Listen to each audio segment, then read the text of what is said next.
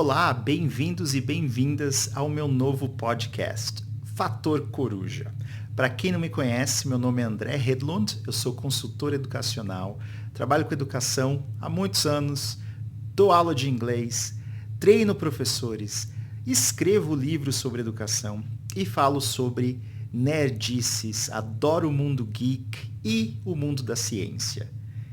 Nesse podcast a gente vai discutir coisas relacionadas à educação, reflexões que eu tenho, críticas, ideias malucas, dicas de como aprender melhor com base em evidência, principalmente da ciência da aprendizagem e também outras filosofias.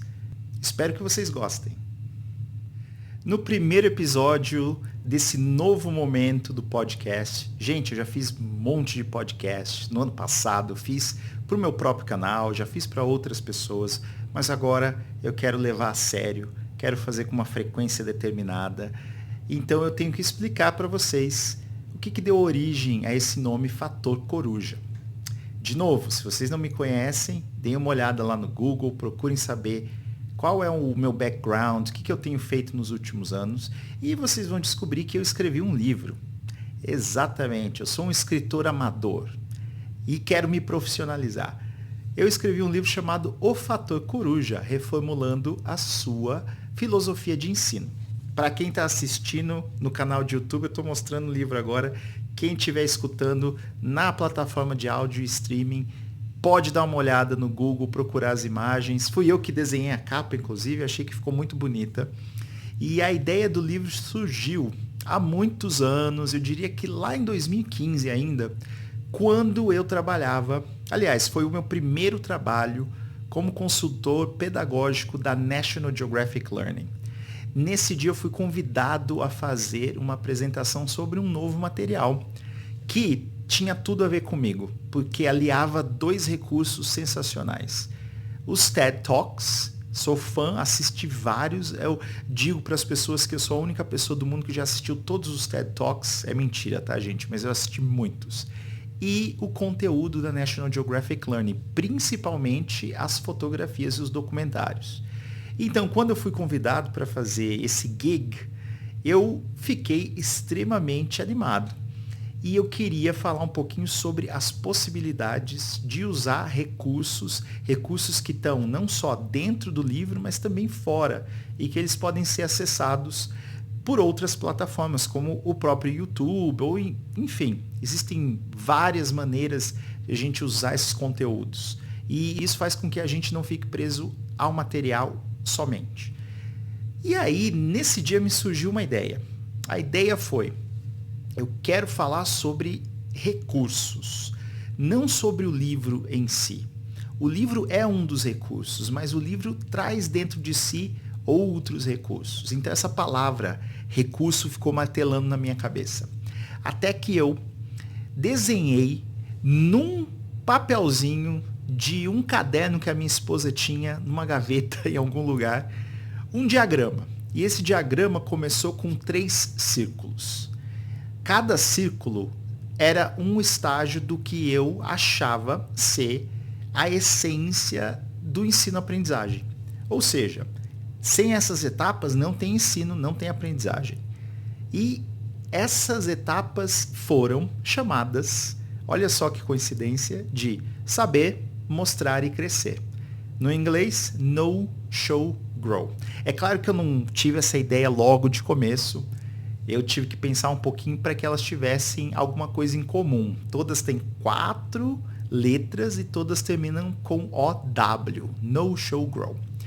E aí, depois de pensar muito, tentar traduzir isso para uma apresentação de slides, eu cheguei a esse framework que eu chamei de Know, Show, Grow, porque eu acho que os recursos servem justamente para isso. Para, primeiro, saber, então a gente usa recursos para aprender, mas aí quando a gente aprende, a gente tem que mostrar o que a gente sabe, para que outras pessoas aprendam também.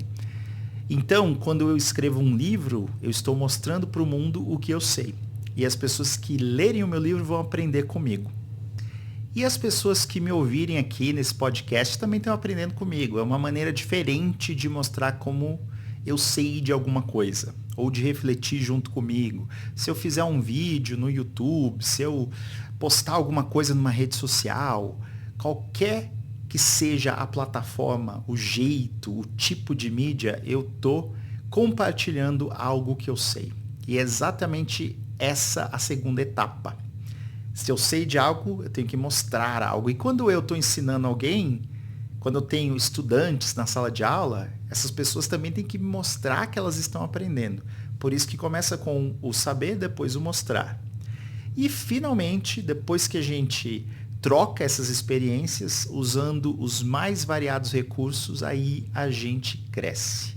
E a gente muitas vezes cresce na dor, né? Quando a gente não consegue aprender muito bem, quando a lição não funcionou, quando talvez o recurso que o meu professor, minha professora usaram foram ineficazes, a gente pode sim crescer, a gente aprende como não fazer, a gente aprende o que não funciona bem pra gente.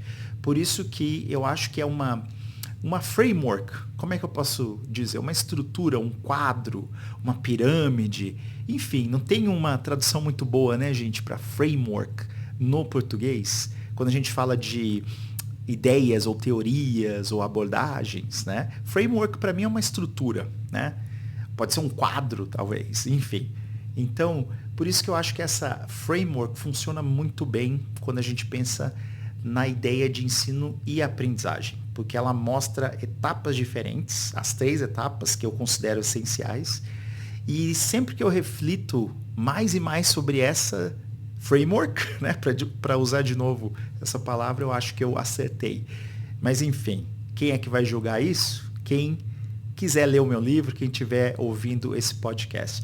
E aí, olha só, eu comecei a escrever esse livro, para ser muito sincero, com essa ideia que vai virar um livro, lá em 2021, no finalzinho de 2021, eu comecei a pesquisar algumas coisas. Então, olha, a ideia surgiu em 2015, eu escrevi num papelzinho, fiz aqueles quadradinhos, aliás, círculos, né? Coloquei cada etapa lá, o No Show Grow, fiz a apresentação foi um sucesso lá pela National Geographic Learning, recebi feedback extremamente positivo e comecei a pensar nessa ideia. Então eu desenvolvi bastante coisa ali nesse papelzinho. Só que eu guardei o papelzinho, gente. Ficou numa gaveta por anos e anos e anos. Até que eu achei.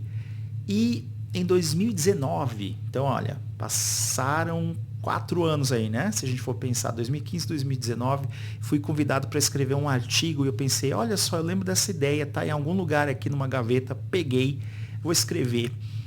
E eu não escrevi. Acabei desistindo de escrever um artigo, porque eu pensei, não, isso aqui pode render algo mais especial ainda.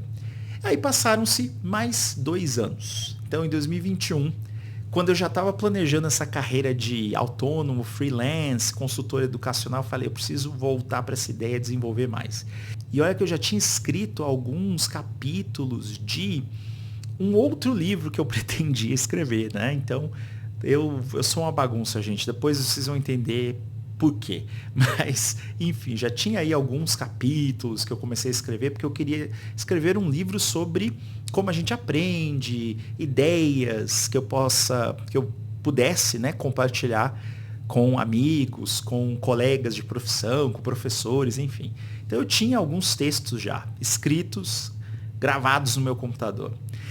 Peguei essa ideia da gaveta, comecei a desenvolver, vou escrever, olhei para esses capítulos que eu já tinha escrito e falei, olha só, isso aqui dá um livro, mas tem que ter um título interessante, uma pegada diferente. E eu sou fascinado por corujas. E aí eu fiquei pensando num nome que conseguisse juntar um No Show Grow. Então, No Show Grow, que são as palavras para o saber, mostrar, crescer em inglês, terminam com OW. OW me remete a owl, wow, e owl.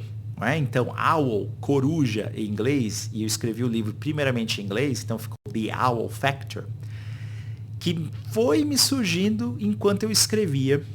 E eu pensei muito em usar aquela ideia do fator uau, quando a gente surpreende alguém, quando a gente entrega mais do que a pessoa espera, né? Aquele fator de impacto, uau, que legal, alguma coisa assim. E acabei indo mais para o lado de coruja, porque coruja tem tudo a ver com a proposta do livro. O livro é sobre educação.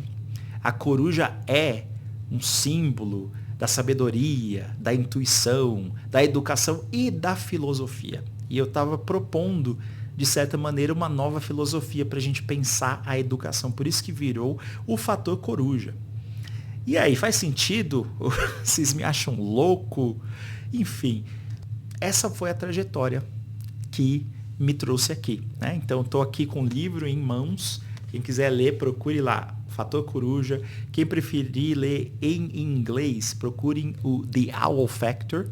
E é exatamente por isso que eu escolhi esse nome para o canal, porque eu acho que é um canal que tem a ver com educação, com reflexões, isso remete à filosofia, mas também com ciência. Tem a ver também com ideias críticas sobre como a gente ensina, como a gente aprende, dicas práticas, e também tem a ver com algo que eu vou explicar no segundo episódio. Então, esse foi o primeiro episódio do podcast, a origem do nome, o Fator Coruja.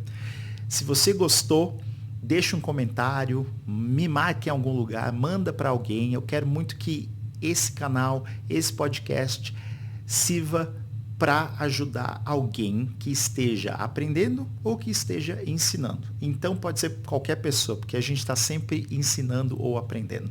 É isso aí. Valeu, gente. Até o próximo episódio de Fator Coruja, com o André Hedlund.